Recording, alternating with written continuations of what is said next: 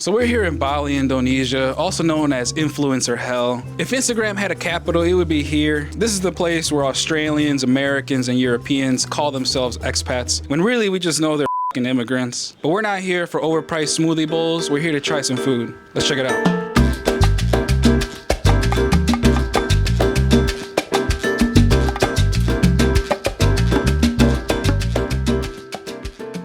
So we're here in Canggu, Bali, which is the pure definition of gentrification. And the good thing about gentrification is that good food comes to certain parts of certain countries. In this case, we're at one of our favorite restaurants for their xiaolong baos, and they are delicious. This spot is called Sister Dumpling, and not only are their xiaolong baos delicious, the view here is incredible. We're overlooking a little rice field, and it's just so calming and peaceful. Everything is 10 out of 10 here.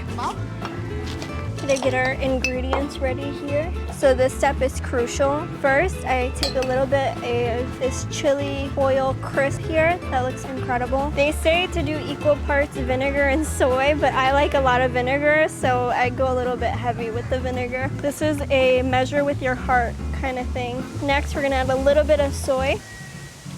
Wow, that was a lot. So then, I'm an expert at this now because we eat xiaolong bao all the time. It's actually one of my favorite foods. But you're gonna carefully grab your xiaolong bao and pray that you don't rip it, and then put it here, dip it in, give it a little bath, and then this part can be a little dangerous. Half the time I'm burning myself or spilling everything on myself. So I'm just gonna bite into it.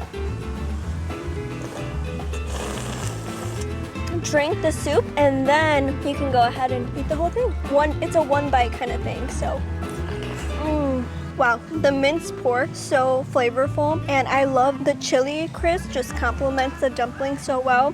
The dough is soft and chewy, and it just kind of all dissolves in your mouth with the soup, an unbeatable combination. This is why I love xiaolong bao.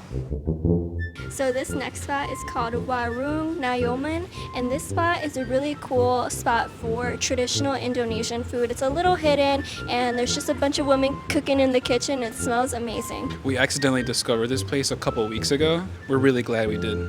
So this is soto ayam, and this is a traditional Indonesian dish. It's so fragrant, and there's flavors in here that I've never had before in a soup. This is a chicken soup on steroids. There's turmeric in here and garlic, and you definitely smell that aroma coming through. It's super strong. So initially, I taste the lemongrass right away. It's so weird. I've never had anything like this, but it works so well together. Wow. And then there's shredded chicken and cabbage in here. Oh, there's also bean sprouts in here. In this soup, it works really well because it adds a crunch factor. It's a little zesty too. They add lime in here that kind of brightens up that broth, and it's a really clean broth. It's not too oily. It's just really comforting, and there's just a lot of layers of flavor that are new. This is sambal, and I'm really excited to try this because it sounds like it's just up my alley. So what they do is they grind up the chilies and they add sugar, vinegar, sometimes like fish paste, all to this chili mixture, and you just add it into your soup. All right, now let's try the broth. I underestimated it.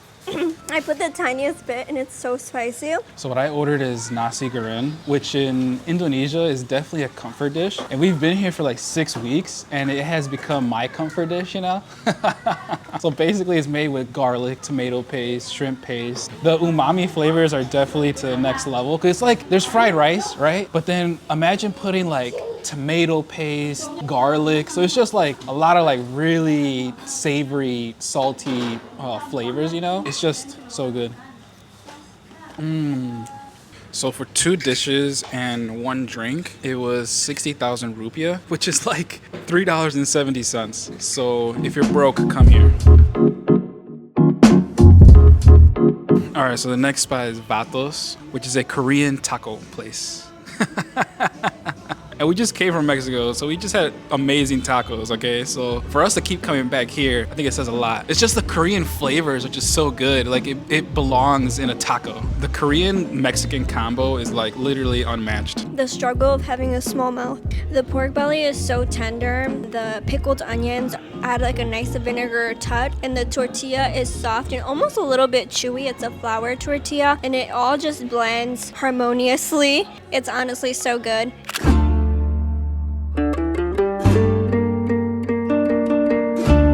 Flavors are literally incredible because they use gochujang, which is a Korean chili paste, garlic, soy, and ginger. Which, imagine that on pork, which is fatty, plus like Mexican flavors.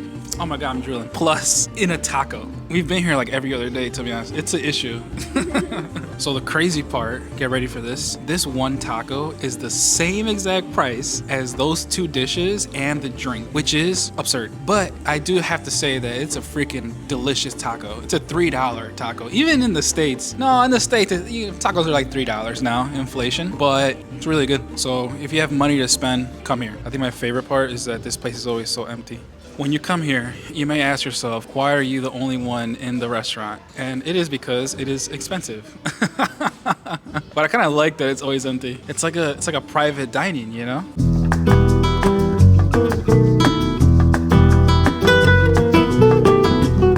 This next spot is located in Seminyak. If you're gonna come to one place in this video, make sure you come here. This place has been my favorite spot since we discovered it, and what I love the most here is the cucumber salad. This is a Taiwanese cucumber salad. So cucumber salad is actually a really popular dish in Taiwan. I love it because it's just so crisp and refreshing. And for a simple salad, it has a lot going on. So you have rice vinegar that adds a little bit of a tanginess. You have chilies that just make it spicy and delicious. I love spice in pretty much everything. There's also some soy sauce, which adds like a nice depth of flavor. And then these sliced garlics are so good. They put sugar to kind of tie everything together and add a little bit of sweetness, and it just balances all the flavors. It's a great side dish, and I get it every time. I like that it's crunchy. What I always get here is the spicy Taiwanese noodles. It is amazing, okay? I think it reminds me of home because it reminds me of asado, Mexican asado, which is like a pork dish with a ton of spices from Mexico. And it's super fatty. And the way they make it, they cook the noodles fresh, they add the pork, they add also carrot, cucumber, bean sprouts, and an egg. Flavors are just crazy.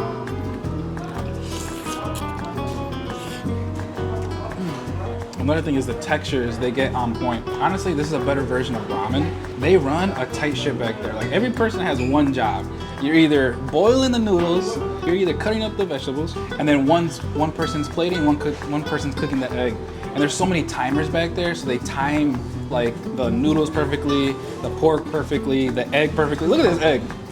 It's like perfect. I feel like 3 people worked on my dish back there. Yeah. Everything's perfect. Like, so the noodles, perfect, right? The beef, it's braised and super, super soft. I just like how everything's cut so finely. It's soft, right? But there's also a lot of crunch. So like the carrot, so like all mixed together, it just works perfectly. Hey, I would come back to Bali just for this dish though. Me too. On to the next spot.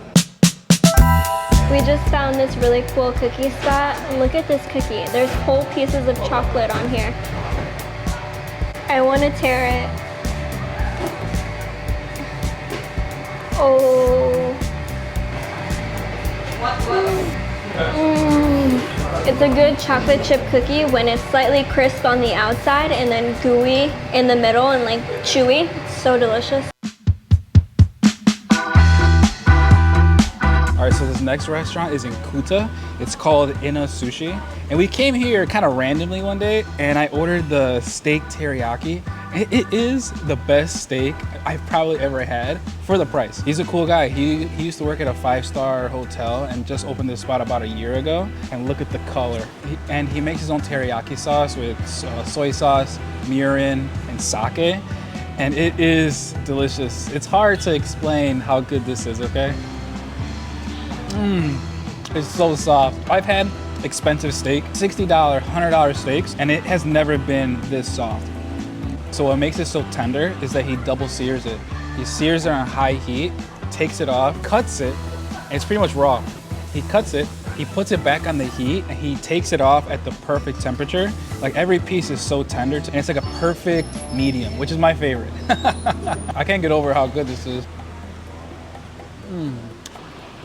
So what's included in the dish is rice, miso soup, a salad, and then the steak teriyaki. Now to think about it, this is actually the best steak I've ever had in my life.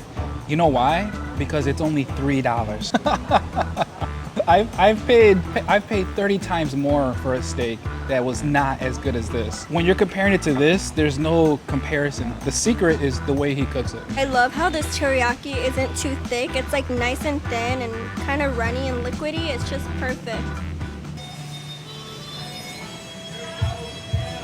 Omar, do you want to go get drunk with the old people? The booze cruise? Hell yeah. Honestly, older people are a lot more fun because they're kind of reckless and crazy again when they're old. So this restaurant's actually located in the Legion food court, and this food court's really cool because they have a bunch of different kinds of foods. Like, share, comment, and subscribe for the algorithm. Thank you.